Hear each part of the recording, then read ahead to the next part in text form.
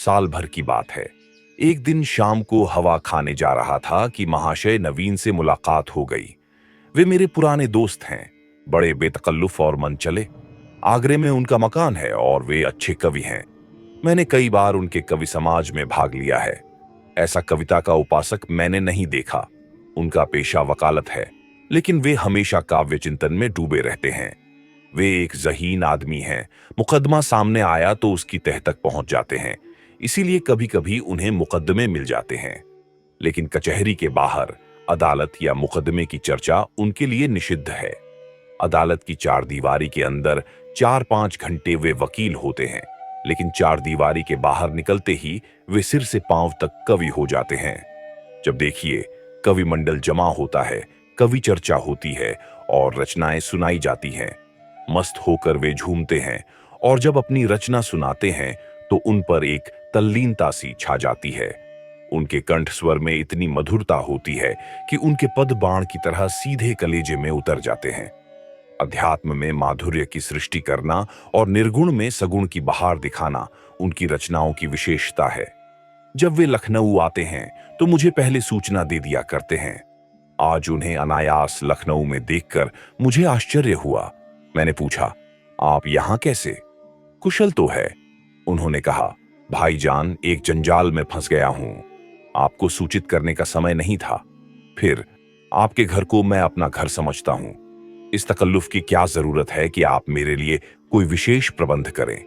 मैं एक जरूरी मामले में आपको कष्ट देने आया हूं। इस वक्त की सैर को स्थगित कीजिए और चलकर मेरी विपत्ति कथा सुनिए। मैंने घबरा कर कहा, आपने तो मुझे चिंता में डाल दिया। आप और विपत्ति कथा, मेरे तो प्राण सूख जाते हैं। उन्होंने कहा, घर चलिए, चित्त शांत हो तो सुनाऊं? मैंने पूछा, बाल बच्चे तो अच्छी तरह हैं? उन्होंने उत्तर दिया, हाँ, सब अच्छी तरह हैं, वैसी कोई बात नहीं है। मैंने फिर कहा, तो चलिए रेस्टोरेंट में कुछ जलपान कर लीजिए।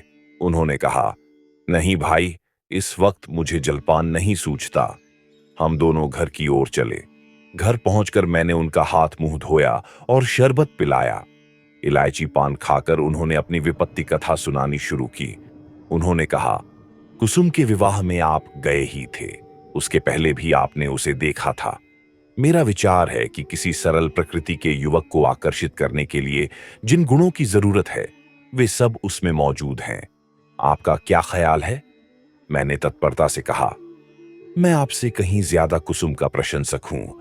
ऐसी लज्जाशील, सुघड़, सलीकेदार और विनोदिनी बालिका मैंने दूसरी नहीं देखी। महाशय नवीन ने करुण स्वर में कहा, वही कुसुम आज अपने पति के निर्दय व्यवहार के कारण रो रो कर प्राण दे रही है। उसका गौना हुए 1 साल हो रहा है। इस बीच में वह 3 बार ससुराल गई, पर उसका पति उससे बोलता ही नहीं। उसकी सूरत से बेजार है।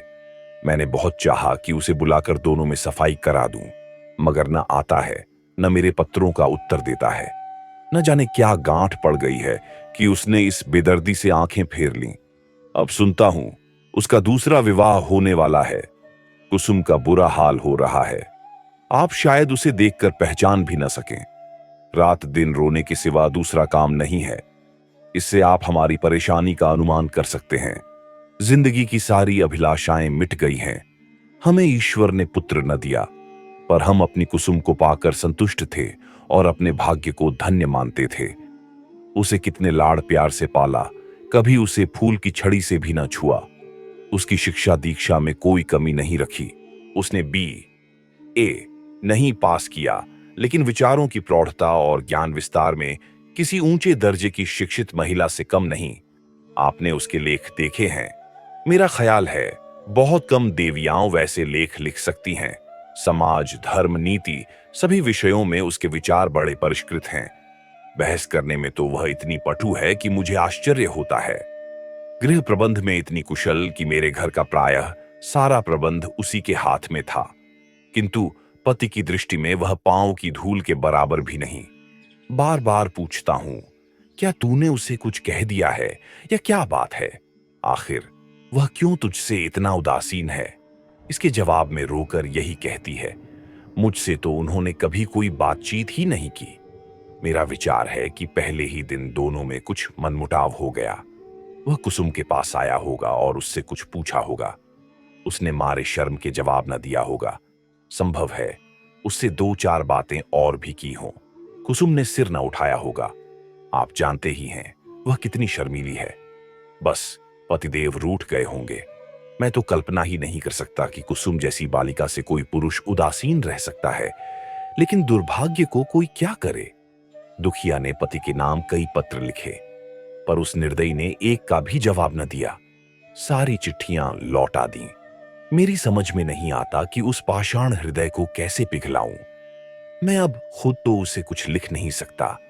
आप ही कुसुम की प्राण रक्षा करें, नहीं तो शीघ्र ही उसके जीवन का अंत हो जाएगा और उसके साथ हम दोनों प्राणी भी सिद्धार जाएंगे। उसकी व्यथा अब नहीं देखी जाती। नवीन जी की आंखें सजल हो गईं। मुझे भी अत्यंत क्षोभ हुआ। मैंने उन्हें तसल्ली देते हुए कहा, आप इतने दिनों इस चिंता में पड़े रहे, मुझसे पहले ही क्यों न कहा।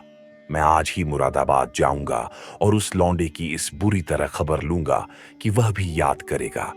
बच्चा को जबरदस्ती घसीट कर लाऊंगा और कुसुम के पैरों पर गिरा दूंगा। नवीन जी ने मेरे आत्मविश्वास पर मुस्कुराकर कहा, आप उससे क्या कहेंगे? यह न पूछिए। वशीकरण के जितने मंत्र हैं उन सभी की परीक्षा करूंगा, तो आप कदापि सफल नहीं होंगे। वह इतना शीलवान, इतना विनम्र, इतना प्रसन्न मुख है और इतना मधुरभाषी कि आप वहां से उसके भक्त होकर लौटेंगे। वह नित्य आपके सामने हाथ बांधे खड़ा रहेगा।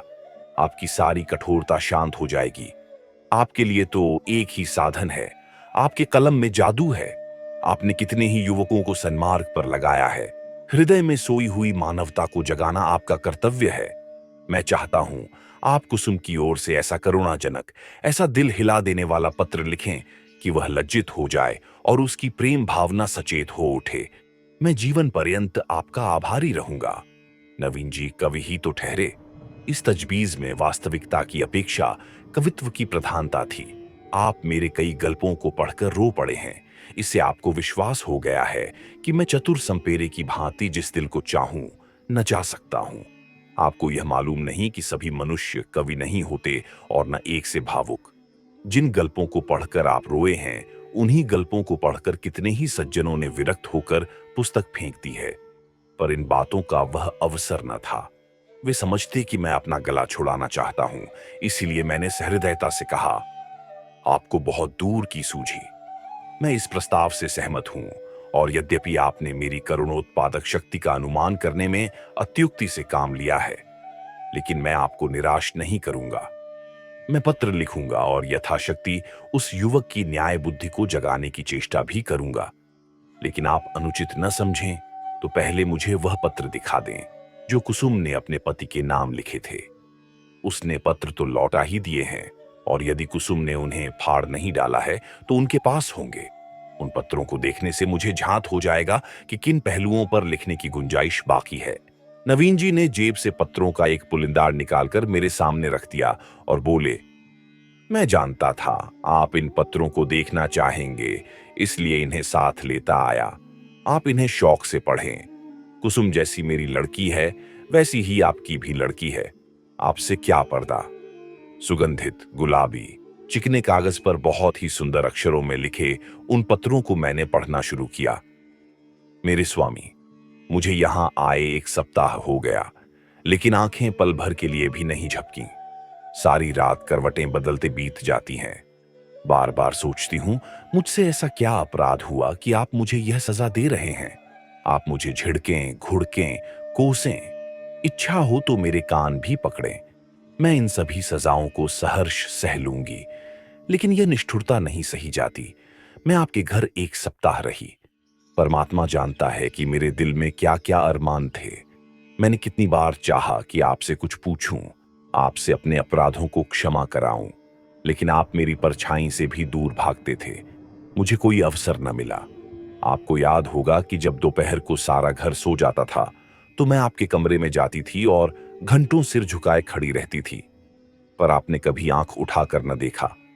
उस वक्त मेरे मन की क्या दशा होती थी, इसका कदाचित आप अनुमान न कर सकेंगे।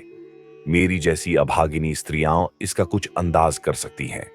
मैंने अपनी सहेलियों से उनकी सुहागरात की कथाएं सुन सुनकर अपनी कल्पना में सुखों का जो स्वर्ग बनाया था, उसे आपने कितनी निर्दयता से नष्ट कर दिया। मैं आपसे पूछती हूँ, क्या आपके ऊपर मेरा कोई अधिकार नहीं है? अदालत भी किसी अपराधी को दंड देती है तो उस पर कोई न कोई अभियोग लगाती है, गवाहियां लेती है, उनका बयान सुनती है। आपने तो कुछ पूछा ही नहीं। मुझे अपनी खता मालूम होती तो आगे के लिए सचेत हो जाती। आपके चरणों पर गिरकर कहती, मुझे क्षमा दान दो। मैं शपथ पूर्वक कहती हूं, मुझे कुछ नहीं मालूम। आप क्यों रुष्ट हो गए? संभव है आपने अपनी पत्नी में जिन गुणों को देखने की कामना की हो वे मुझ में न हो। बेशक मैं अंग्रेजी नहीं पढ़ी, अंग्रेजी समाज की रीति नीति से परिचित नहीं, न अंग्रेजी खेल ही खेलना जानती हूं। और भी कितनी ही त्रुटियां मुझ में होंगी। मैं जानती हूं कि मैं आपके योग्य न थी। आपको मुझसे कहीं अधिक रूपवती, गुणवती, बुद्धिमती स्त्री मिलनी चाहिए थी। लेकिन मेरे देवता, दंड अपराधों का मिलना चाहिए, त्रुटियों का नहीं। फिर मैं तो आपके इशारे पर चलने को तैयार हूं। आप मेरी दिलजोई करें, फिर देखिए मैं अपनी त्रुटियों को कितनी जल्द पूरा कर लेती हूं। आपका प्रेम कटाक्ष मेरे रूप को प्रदीप्त, मेरी बुद्धि को तीव्र और मेरे भाग्य को बलवान कर देगा। वह विभूति पाकर मेरी कायाकल्प हो जाएगी। स्वामी, क्या आपने सोचा है आप यह क्रोध किस पर कर रहे हैं? वह अबला जो आपके चरणों पर पड़ी हुई आपसे क्षमादान मांग रही है, जो जन्म जन्मांतर के लिए आपकी चेरी है, क्या इस क्रोध को सहन कर सकती है? मेरा दिल बहुत कमजोर है। मुझे रुलाकर आपको पश्चाताप के सिवा और क्या हाथ आएगा? इस क्रोधाग्नि की एक चिंगारी मुझे भस्म कर देने के लिए काफी है। अगर आपकी यह इच्छा है कि मैं मर जाऊं, तो मैं मरने के लिए तैयार हूं। केवल आपका इशारा चाहती हूं। अगर मरने से आपका चित्त प्रसन्न हो, तो मैं बड़े हर्ष से अपने को आपके चरणों पर समर्पित कर दूंगी। लेकिन इतना कहे बिना नहीं रहा जाता कि मुझ में 100 ऐब हों, पर एक गुण भी है। मुझे दावा है कि आपकी जितनी सेवा मैं कर सकती हूं, उतनी कोई दूसरी स्त्री नहीं कर सकती। आप विद्वान हैं, उदार हैं, मनोविज्ञान के पंडित हैं। आपकी लौंडी आपके सामने खड़ी दया की भीख मांग रही है। क्या उसे द्वार से ठुकरा दीजिएगा? आपकी अपराधिनी कुसुम। ये पत्र पढ़कर मुझे रोमांच हो आया। ये बात मेरे लिए असह्य थी कि कोई स्त्री अपने पति की इतनी खुशामद करने पर मजबूर हो जाए। यदि पुरुष स्त्री से उदासीन रह सकता है, तो स्त्री उसे क्यों नहीं ठुकरा सकती? वह दुष्ट समझता है कि विवाह ने एक स्त्री को उसका गुलाम बना दिया है। वह उस अबला पर जितना अत्याचार चाहे करे, कोई उसका हाथ नहीं पकड़ सकता, कोई छू भी नहीं कर सकता। पुरुष अपनी दूसरी, तीसरी, चौथी शादी कर सकता है। स्त्री से कोई संबंध न रखकर भी उस पर उसी कठोरता से शासन कर सकता है। वह जानता है कि स्त्री कुल मर्यादा के बंधनों में जकड़ी हुई है। उसे रो रो कर मर जाने के सिवा और कोई उपाय नहीं है। यदि उसे भय होता कि औरत भी उसकी ईंट का जवाब पत्थर से नहीं, ईंट से भी नहीं, केवल थप्पड़ से दे सकती है, तो उसे कभी इस बदमिजाजी का साहस ना होता। बेचारी स्त्री कितनी विवश है। शायद मैं कुसुम की जगह होता तो इस निष्ठुरता का जवाब इसकी 10 गुनी कठोरता से देता। उसकी छाती पर मूंग दलता, संसार के हंसने की जरा भी चिंता न करता। समाज अबलाओं पर इतना जुल्म देख सकता है और छू तक नहीं करता। उसके रोने या हंसने की मुझे जरा भी परवाह न होती। अरे अभागे युवक, तुझे खबर नहीं, तू अपने भविष्य की गर्दन पर कितनी बेदर्दी से छुरी फेर रहा है। यह वह समय है जब पुरुष को अपने प्रणय भंडार से स्त्री के माता पिता, भाई बहन, सखियाओं, सहेलियाओं, सभी के प्रेम की पूर्ति करनी पड़ती है। अगर पुरुष में यह सामर्थ्य नहीं है, तो स्त्री की क्षुधित आत्मा को कैसे संतुष्ट रख सकेगा? परिणाम वही होगा जो बहुधा होता है। अबला कुड़कुड़ कर मर जाती है। यही वह समय है जिसकी स्मृति जीवन में सदैव के लिए मिठास पैदा कर देती है। स्त्री की प्रेम सुधा इतनी तीव्र होती है कि वह पति का स्नेह पाकर अपना जीवन सफल समझती है और इस प्रेम के आधार पर जीवन के सारे कष्टों को हंस खेल कर सह लेती है। यही वह समय है जब हृदय में प्रेम का बसंत आता है और उसमें नई नई आशा कोंपलें निकलने लगती हैं। ऐसा कौन निर्दयी है जो इस रथु में उस वृक्ष पर कुल्हाड़ी चलाएगा? यही वह समय है जब शिकारी किसी पक्षी को उसके बसेरे से लाकर पिंजरे में बंद कर देता है।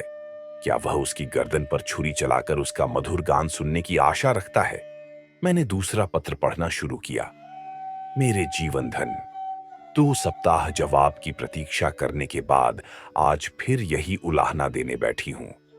जब मैंने वह पत्र लिखा था तो मेरा मन गवाही दे रहा था कि उसका उत्तर जरूर आएगा। आशा के विरुद्ध आशा लगाए हुए थी।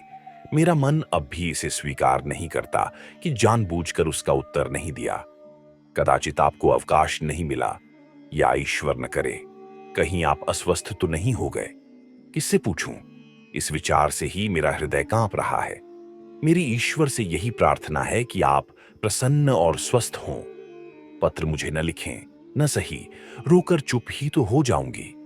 आपको ईश्वर का वास्ता है, अगर आपको किसी प्रकार का कष्ट हो तो मुझे तुरंत पत्र लिखिए। मैं किसी को साथ लेकर आ जाऊंगी।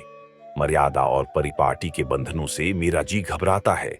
ऐसी दशा में भी यदि आप मुझे अपनी सेवा से वंचित रखते हैं तो आप मुझसे मेरा वह अधिकार छीन रहे हैं जो मेरे जीवन की सबसे मूल्यवान वस्तु है। मैं आपसे और कुछ नहीं मांगती। आप मुझे मोटे से मोटा खिलाइए, मोटे से मोटा पहनाइए, मुझे जरा भी शिकायत न होगी। मैं आपके साथ घोर से घोर विपत्ति में भी प्रसन्न रहूंगी। मुझे आभूषणों की लालसा नहीं, महल में रहने की लालसा नहीं, सैर तमाशे की लालसा नहीं, धान बटोरने की लालसा नहीं। मेरे जीवन का उद्देश्य केवल आपकी सेवा करना है, यही उसका ध्येय है। मेरे लिए दुनिया में कोई देवता नहीं, कोई गुरु नहीं, कोई हाकिम नहीं। मेरे देवता आप हैं, मेरे राजा आप हैं। मुझे अपने चरणों से न हटाइए, मुझे ठुकराइए नहीं। मैं सेवा और प्रेम के फूल लिए, कर्तव्य और व्रत की भेंट अंचल में सजाए आपकी सेवा में आई हूं। मुझे इस भेंट को, इन फूलों को अपने चरणों पर रखने दीजिए।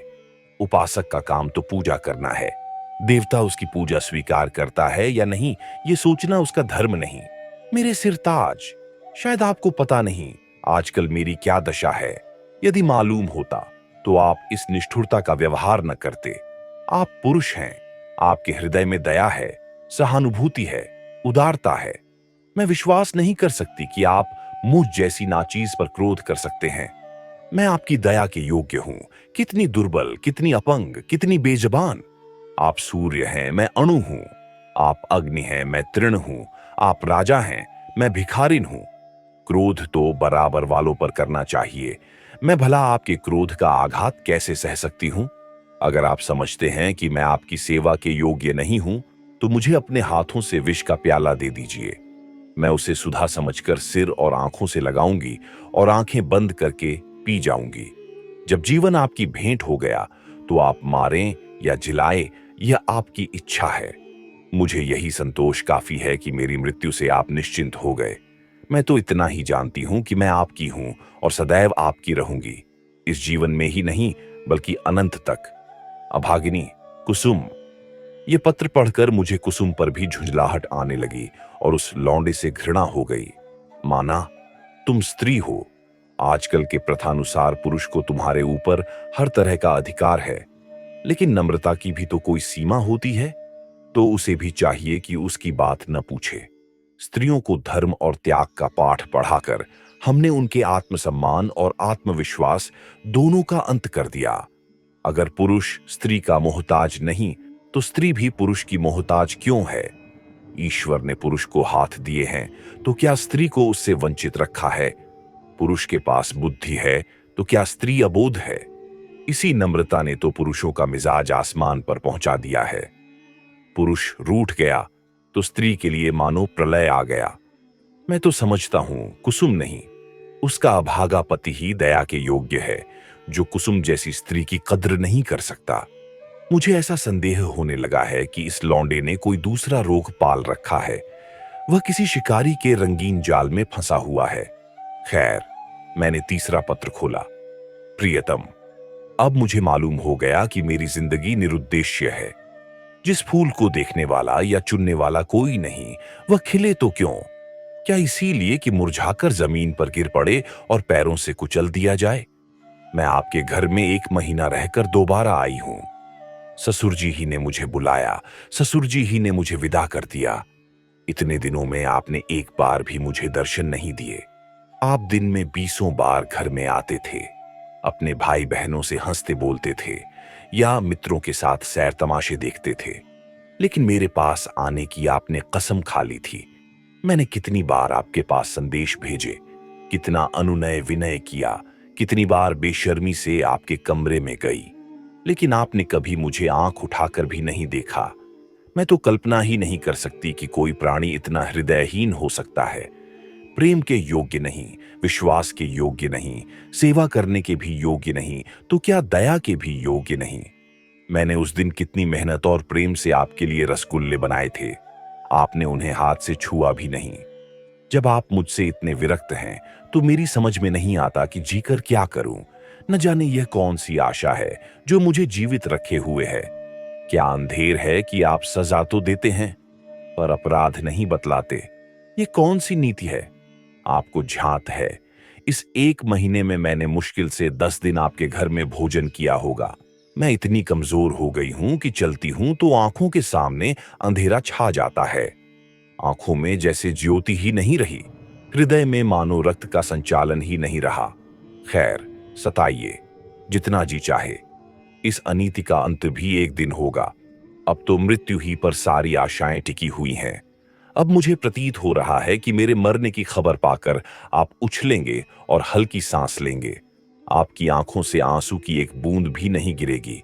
पर यह आपका दोष नहीं, मेरा दुर्भाग्य है। उस जन्म में मैंने कोई बहुत बड़ा पाप किया था।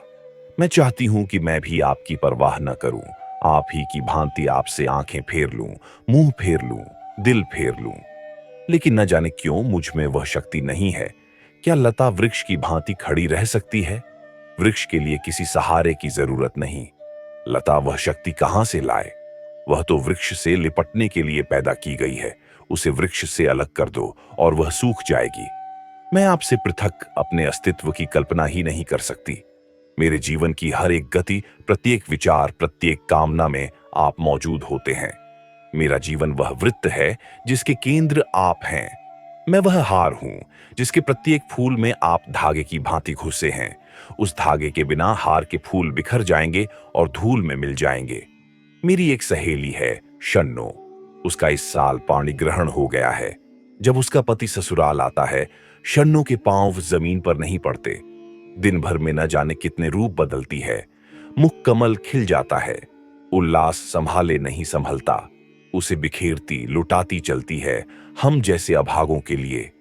जब वह मेरे गले से लिपट जाती है तो हर्ष और उन्माद की वर्षा से जैसे मैं लथपथ हो जाती हूं। दोनों अनुराग से मतवाले हो रहे हैं। उनके पास धन नहीं है, जायदाद नहीं है, मगर अपनी दरिद्रता में ही मग्न है। इस अखंड प्रेम का एक क्षण, उसकी तुलना में संसार की कौन सी वस्तु रखी जा सकती है। मैं जानती हूं यह रंगरेलियां और बेफिक्रियां बहुत दिन नहीं रहेंगी। जीवन की चिंताएं और दुराशाएं उन्हें भी परास्त कर देंगी, लेकिन ये मधुर स्मृतियां संचित धान की भांति अंत तक उन्हें सहारा देती रहेंगी। प्रेम में भीगी हुई सूखी रोटियां, प्रेम में रंगे हुए मोटे कपड़े और प्रेम के प्रकाश से आलोकित छोटी सी कोठरी। अपनी इस विपन्नता में भी वह स्वाद, वह शोभा और वह विश्राम रखती है जो शायद देवताओं को स्वर्ग में भी नसीब नहीं। जब शन्नो का पति अपने घर चला जाता है तो वह दुखिया किस तरह फूट फूट कर रोती है कि मेरा हृदय गदगद हो जाता है। उसके पत्र आ जाते हैं तो मानो उसे कोई विभूति मिल जाती है। उसके रोने में भी, उसकी विफलताओं में भी, उसके उपालंभों में भी एक स्वाद है, एक रस है। उसके आंसू व्यग्रता और विह्वलता के हैं, मेरे आंसू निराशा और दुख के। उसकी व्याकुलता में प्रतीक्षा और उल्लास है, मेरी व्याकुलता में दैन्य और परवशता। उसके उपालंभ में अधिकार और ममता है, मेरे उपालंभ में भग्नता और रुदन। पत्र लंबा होता जा रहा है और दिल का बोझ हल्का नहीं होता। भयंकर गर्मी पड़ रही है। दादा मुझे मसूरी ले जाने का विचार कर रहे हैं। मेरी दुर्बलता से उन्हें टीबी का संदेह हो रहा है। वह नहीं जानते कि मेरे लिए मसूरी नहीं, स्वर्ग भी काल कोठरी है। अभागिन कुसुम मेरे पत्थर के देवता, कल मैं मसूरी से लौट आई। लोग कहते हैं वहां का स्थान बड़ा स्वास्थ्यवर्धक और रमणीक है, होगा, लेकिन मैं तो एक दिन भी कमरे से नहीं निकली। भग्न हृदयों के लिए संसार सूना है। मैंने रात को एक बड़े मजेदार सपना देखा, बतलाऊं पर क्या फायदा। न जाने क्यों मैं अब भी मौत से डरती हूं। आशा का कच्चा धागा मुझे अब भी जीवन से बांधे हुए है। जीवन उद्यान के द्वार पर जाकर बिना सैर किए लौट आना कितना हसरतनाक है। अंदर क्या सुषमा है, क्या आनंद है। मेरे लिए वह द्वार ही बंद है। कितनी अभिलाषाओं के साथ विहार का आनंद उठाने चली थी, कितनी तैयारियों के बाद, पर मेरे पहुंचते ही द्वार बंद हो गया है। अच्छा बताओ, मैं मर जाऊंगी तो मेरी लाश पर आंसू की 2 बूंदें गिराओगे? जिसकी जिंदगी भर की जिम्मेदारी ली थी, जिसकी सदैव के लिए बांह पकड़ी थी, क्या उसके साथ इतनी भी उदारता न करोगे? मरने वालों के अपराध सभी क्षमा कर दिया करते हैं। तुम भी क्षमा कर देना।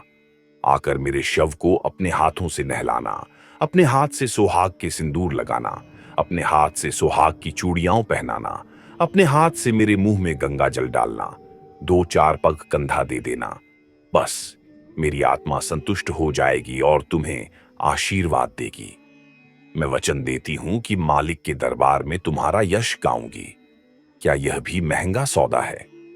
इतने से शिष्टाचार से तुम अपनी सारी जिम्मेदारियों से मुक्त हो जाते हो। आह, मुझे विश्वास होता कि तुम इतना शिष्टाचार करोगे तो मैं कितनी खुशी से मौत का स्वागत करती। लेकिन मैं तुम्हारे साथ अन्याय नहीं करूंगी। तुम कितने ही निष्ठुर हो, इतने निर्दयी नहीं हो सकते। मैं जानती हूं तुम यह समाचार पाते ही आओगे और शायद एक क्षण के लिए मेरी शोक मृत्यु पर तुम्हारी आंखें रो पड़ेंगी। कहीं मैं अपने जीवन में वह शुभ अवसर देख सकती। अच्छा, क्या मैं एक प्रश्न पूछ सकती हूं? नाराज न होना। क्या मेरी जगह किसी और सौभाग्यवती ने ले ली है? अगर ऐसा है तो बधाई। जरा उसका चित्र मेरे पास भेज देना। मैं उसकी पूजा करूंगी, उसके चरणों पर शीश नवाऊंगी। मैं जिस देवता को प्रसन्न न कर सकी, उसी देवता से उसने वरदान प्राप्त कर लिया। ऐसी सौभाग्यनी के तो चरण धो धोकर पीना चाहिए। मेरी हार्दिक इच्छा है कि तुम उसके साथ सुखी रहो। यदि मैं उस देवी की कुछ सेवा कर सकती, अप्रोक्ष न सही, परोक्ष रूप से ही तुम्हारे कुछ काम आ सकती। अब मुझे केवल उसका शुभ नाम और स्थान बता दो। मैं सिर के बल दौड़ी हुई उसके पास जाऊंगी और कहूंगी, देवी, तुम्हारी लौंडी हूं क्योंकि तुम मेरे स्वामी की प्रेमिका हो। मुझे अपने चरणों में शरण दो। मैं तुम्हारे लिए फूलों की सेज बिछाऊंगी, तुम्हारी मांग मोतियों से भरूंगी, तुम्हारी एड़ियों में महावर रचाऊंगी। यह मेरी जीवन की साधना होगी। यह ना समझना कि मैं जलूंगी या कुटूंगी। जलन तब होती है जब कोई मुझसे मेरी वस्तु छीन रहा हो। जिस वस्तु को अपना समझने का मुझे कभी सौभाग्य न हुआ, उसके लिए मुझे जलन क्यों हो? अभी बहुत कुछ लिखना था, लेकिन डॉक्टर साहब आ गए हैं। बेचारा हृदय दाह को टीबी समझ रहा है। दुख की सताई हुई कुसुम इन दोनों पत्रों ने धैर्य का प्याला भर दिया। मैं बहुत ही आवेशहीन आदमी हूं। भावुकता मुझे छू भी नहीं गई। अधिकांश कलाविदों की भांति मैं भी शब्दों से आंदोलित नहीं होता। क्या वस्तु दिल से निकलती है? क्या वस्तु केवल मर्म को स्पर्श करने के लिए लिखी गई है? यह भेद अक्सर मेरे साहित्यिक आनंद में बाधा बन जाता है, लेकिन इन पत्रों ने मुझे आपे से बाहर कर दिया। एक स्थान पर तो सचमुच मेरी आंखें भर आईं। यह भावना कितनी वेदनापूर्ण थी कि वही बालिका जिस पर माता पिता प्राण छिड़कते रहते थे, विवाह होते ही इतनी विपदाग्रस्त हो जाए। विवाह क्या हुआ, मानो उसकी चिता बन गई या उसकी मौत का परवाना लिखा गया। इसमें संदेह नहीं कि ऐसी वैवाहिक दुर्घटनाएं कम होती हैं, लेकिन समाज की वर्तमान दशा में उनकी संभावना बनी रहती है। जब तक स्त्री पुरुष के अधिकार समान न होंगे, ऐसे आघात नित्य होते रहेंगे। दुर्बल को सताना कदाचित प्राणियों का स्वभाव है। काटने वाले कुत्तों से लोग दूर भागते हैं। सीधे कुत्ते पर बाल वृंद विनोद के लिए पत्थर फेंकते हैं। तुम्हारे 2 नौकर एक ही श्रेणी के हों, उनमें कभी झगड़ा नहीं होगा, लेकिन जब उनमें से एक को अफसर और दूसरे को उसका मातहत बना दो, फिर देखो अफसर साहब अपने मातहत पर कितना रोब जमाते हैं। सुखमय दाम्पत्य की नींव अधिकार साम्य पर ही रखी जा सकती है। इस वैषम्य में प्रेम का निवास हो सकता है, मुझे तो इसमें संदेह है। हम आज जिसे स्त्री पुरुषों में प्रेम कहते हैं, वह वही प्रेम है जो स्वामी को अपने पशु से होता है। पशु सिर झुकाए काम के चला जाए, स्वामी उसे भूसा और खली भी देगा और उसकी देह भी सहलाएगा, उसे आभूषण भी पहनाएगा, लेकिन जानवर ने जरा चाल धीमी की, जरा गर्दन टेढ़ी की, तो मालिक का चाबुक पीठ पर पड़ेगा। इसे प्रेम नहीं कहते। खैर, मैंने 5वां पत्र खोला। जैसा मुझे विश्वास था, आपने मेरे पिछले पत्र का भी उत्तर नहीं दिया। इसका खुला हुआ अर्थ है कि आपने मुझे परित्याग करने का संकल्प कर लिया है। जैसी आपकी इच्छा।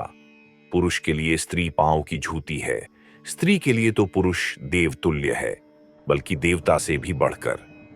विवेक का उदय होते ही वह पति की कल्पना करने लगती है। मैंने भी वही किया। जिस समय मैं गुड़िया खेलती थी, उसी समय आपने गुड्डे के रूप में मेरे मनोदेश में प्रवेश किया। मैंने आपके चरणों को पखारा, माला फूल और नैवेद्य से आपका सत्कार किया। कुछ दिनों के बाद कहानियों सुनने और पढ़ने की छाट पड़ी। तब आप कथाओं के नायक के रूप में मेरे घर आए। मैंने आपको हृदय में स्थान दिया। बाल्यकाल ही से आप किसी न किसी रूप में मेरे जीवन में घुसे हुए थे। वे भावनाएं मेरे अंतस्तल की गहराइयों तक पहुंच गई हैं। मेरे अस्तित्व का एक एक अणु उन भावनाओं से गूंथा हुआ है। उन्हें दिल से निकाल डालना सहज नहीं है। उसके साथ मेरे जीवन के परमाणु भी बिखर जाएंगे, लेकिन आपकी यही इच्छा है तो यही सही। मैं आपकी सेवा में सब कुछ करने को तैयार थी। अभाव और विपन्नता का तो कहना ही क्या, मैं तो अपने को मिटा देने को भी राजी थी। आपकी सेवा में मिट जाना ही मेरे जीवन का उद्देश्य था। मैंने लज्जा और संकोच का परित्याग किया, आत्मसम्मान को पैरों से कुचला, लेकिन आप मुझे स्वीकार नहीं करना चाहते। मजबूर हूं, आपका कोई दोष नहीं।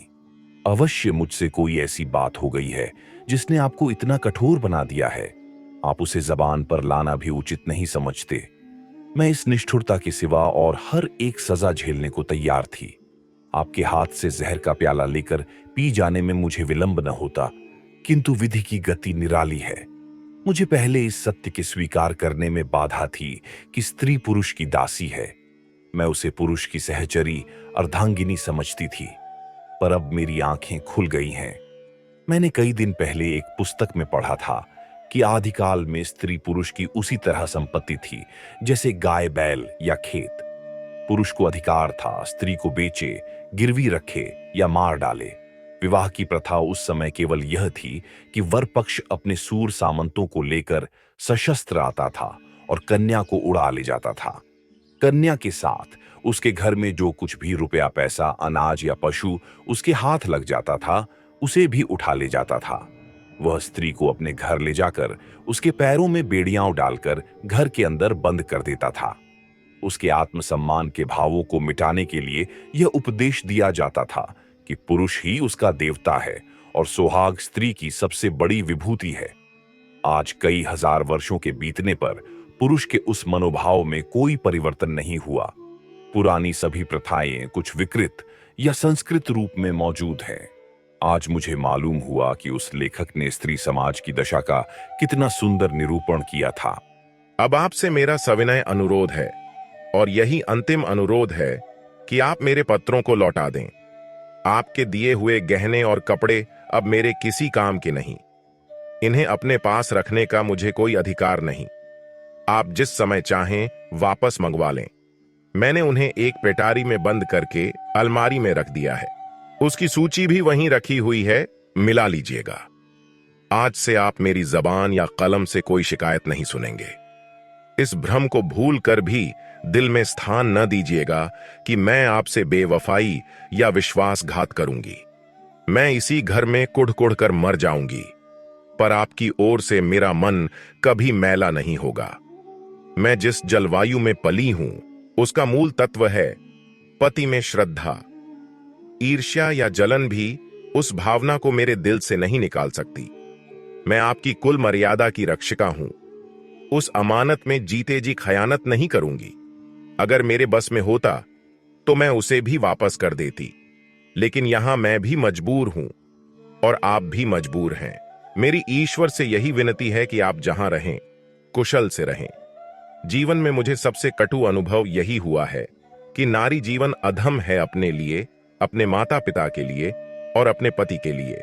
उसकी कदर न माता के घर में है न पति के घर में। मेरा घर शोकागार बना हुआ है। अम्मा रो रही हैं, दादा रो रहे हैं, कुटुंब के लोग रो रहे हैं। एक मेरी जाति से लोगों को कितनी मानसिक वेदना हो रही है।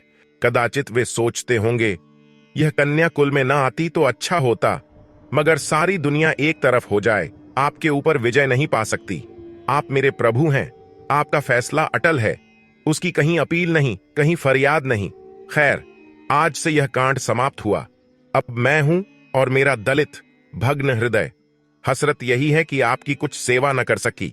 अभागिनी कुसुम, मालूम नहीं मैं कितनी देर तक मूक वेदना की दशा में बैठा रहा कि महाशय नवीन बोले, आपने इन पत्रों को पढ़कर क्या निश्चय किया?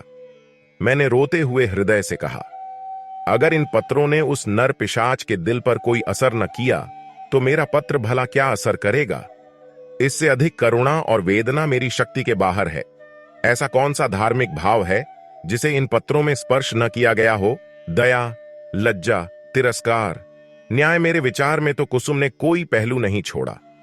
मेरे लिए अब यही अंतिम उपाय है कि उस शैतान के सिर पर सवार हो जाऊं और उससे मुंह दर मुंह बातें करके इस समस्या की तह तक पहुंचने की चेष्टा करूं। अगर उसने मुझे कोई संतोषप्रद उत्तर न दिया तो मैं उसका और अपना खून एक कर दूंगा। या तो मुझे फांसी होगी या वही काले पानी जाएगा। कुसुम ने जिस धैर्य और साहस से काम लिया है वह सराहनीय है। आप उसे सांत्वना दीजिएगा।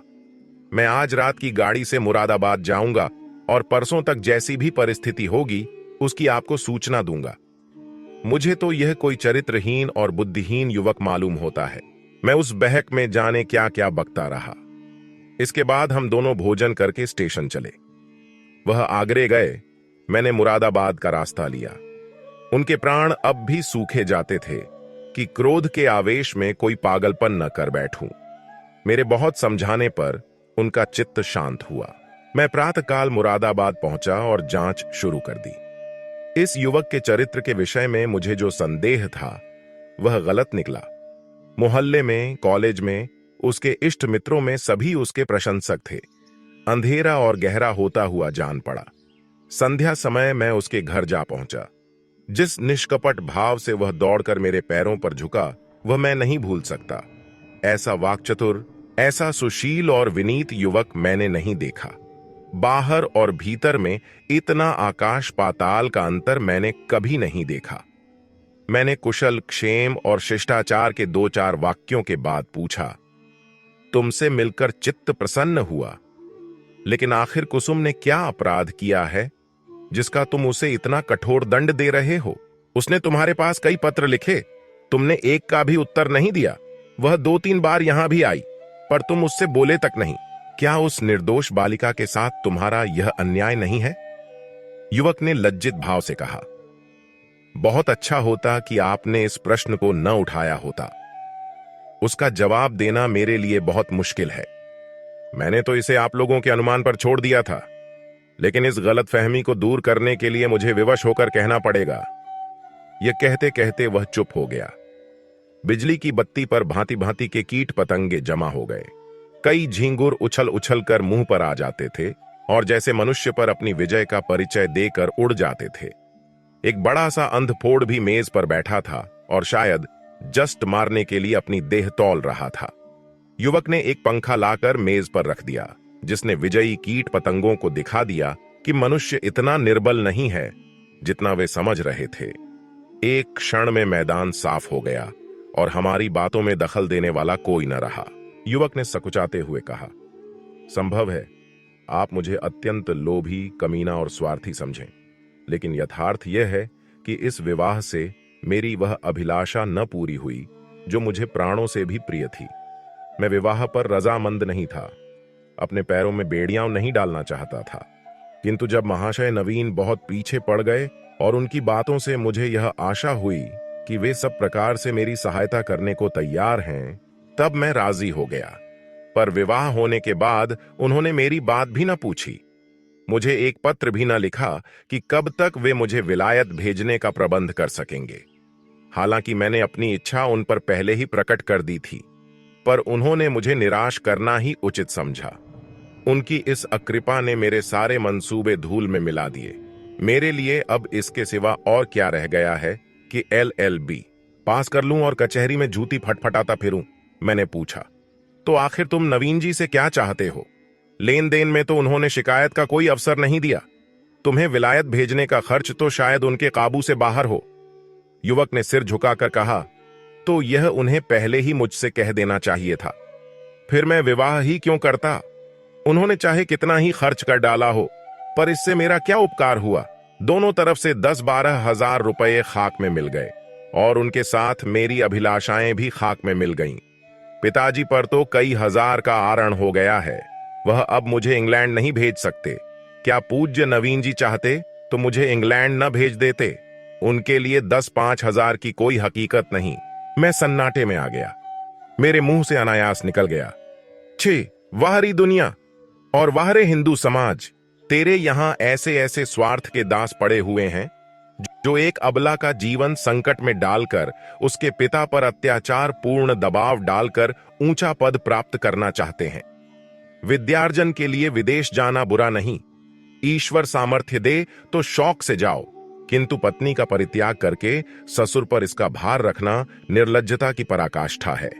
तारीफ की बात तो तब थी जब तुम अपने पुरुषार्थ से जाते। इस तरह किसी की गर्दन पर सवार होकर अपना आत्मसम्मान बेचकर गए तो क्या गए?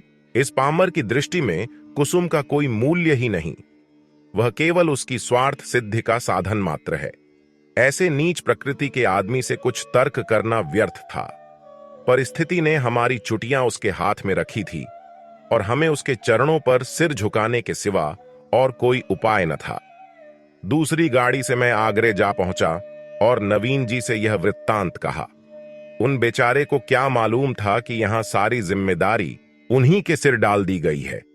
यद्यपि इस मंदी ने उनकी वकालत भी ठंडी कर रखी है और वह 10-5 हजार का खर्च सुगमता से नहीं उठा सकते, लेकिन इस युवक ने उनसे इसका संकेत भी किया होता तो वह अवश्य कोई न कोई उपाय करते।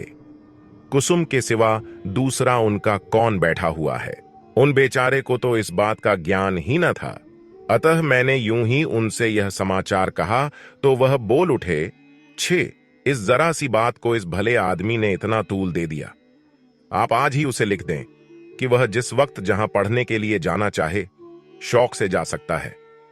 मैं उसका सारा भार स्वीकार करता हूं। साल भर तक निर्दयी ने कुसुम को रुला रुलाकर मार डाला। घर में इसकी चर्चा हुई। कुसुम ने भी मां से सुना। मालूम हुआ 1000 का चेक उसके पति के नाम भेजा जा रहा है, पर इस तरह जैसे किसी संकट का मोचन करने के लिए अनुष्ठान किया जा रहा हो। कुसुम ने भ्रिकुटी सिकोड़कर कहा, अम्मा, दादा से कह दो, कहीं रुपये भेजने की जरूरत नहीं। माता ने विस्मित होकर बालिका की ओर देखा। क्यों रुपए? अच्छा, वह क्यों? इसमें क्या हर्ज है? लड़के का मन है तो विलायत जाकर पढ़े, हम क्यों रोकने लगे? यूं भी वही उसका है, वो भी उसी का नाम है। हमें कौन छाती पर लाद कर ले जाना है? नहीं, आप दादा से कह दीजिए एक पाई ना भेजें। आखिर इसमें क्या बुराई है? इसीलिए कि यह उसी तरह की डाकाजनी है जैसी बदमाश लोग किया करते हैं। किसी आदमी को पकड़कर ले गए और उसके घर वालों से उसके मुक्तिधन के तौर पर अच्छी रकम ऐंठ ली। माता ने तिरस्कार की आंखों से देखा। कैसी बातें करती हो बेटी? इतने दिनों के बाद तो जाकर देवता सीधे हुए हैं और तुम उन्हें फिर चिढ़ा देती हो। कुसुम ने झल्लाकर कहा, ऐसे देवता का रूठे रहना ही अच्छा। जो आदमी इतना स्वार्थी, इतना दम्भी, इतना नीच है, उसके साथ मेरा निर्वाह नहीं होगा। मैं कह देती हूं, वहां रुपये गए तो मैं जहर खा लूंगी। इसे दिल लगी ना समझना। मैं ऐसे आदमी का मुंह भी नहीं देखना चाहती। दादा से कह देना, और अगर तुम्हें डर लगता हो तो मैं खुद कह दूं। मैंने स्वतंत्र रहने का निश्चय कर लिया है। मां ने देखा, लड़की का मुखमंडल आरक्त हो उठा है, मानो इस प्रश्न पर वह न कुछ कहना चाहती है न सुनना। दूसरे दिन नवीन जी ने यह हाल मुझसे कहा तो मैं एक आत्मविस्मृत की दशा में दौड़ा हुआ गया और कुसुम को गले लगा लिया। मैं नारियों में ऐसा ही आत्माभिमान देखना चाहता हूं। कुसुम ने वह कर दिखाया जो मेरे मन में था और जिसे प्रकट करने का साहस मुझ में न था। साल भर हो गया है, कुसुम ने पति के पास एक पत्र भी नहीं लिखा और न उसका जिक्र ही करती है। नवीन जी ने कई बार जमाई को मना लाने की इच्छा प्रकट की, पर कुसुम उसका नाम भी सुनना नहीं चाहती। उसमें स्वावलंबन की ऐसी दृढ़ता आ गई है कि आश्चर्य होता है। उसके मुख पर निराशा और वेदना के पीलेपन और तेजहीनता की जगह स्वाभिमान और स्वतंत्रता की लाली और तेजस्विता भासित हो गई है। मुंशी प्रेमचंद की कहानी कुसुम से हमें अनेक महत्वपूर्ण शिक्षाएं मिलती हैं। सबसे पहली बात यह है कि आत्मसम्मान और स्वतंत्रता का महत्व न केवल नारी के जीवन में बल्कि समाज में भी अत्यंत आवश्यक है। कुसुम की पात्रता और उसकी स्वावलंबी सोच यह दर्शाती है कि एक महिला को अपने अधिकारों के लिए खड़ा होना चाहिए, चाहे समाज का दबाव कितना ही क्यों न हो। दूसरी महत्वपूर्ण सीख यह है कि प्रेम और विवाह को समझदारी से देखना चाहिए। यह केवल एक सामाजिक बंधन नहीं बल्कि आपसी सम्मान और सहयोग का प्रतीक होना चाहिए।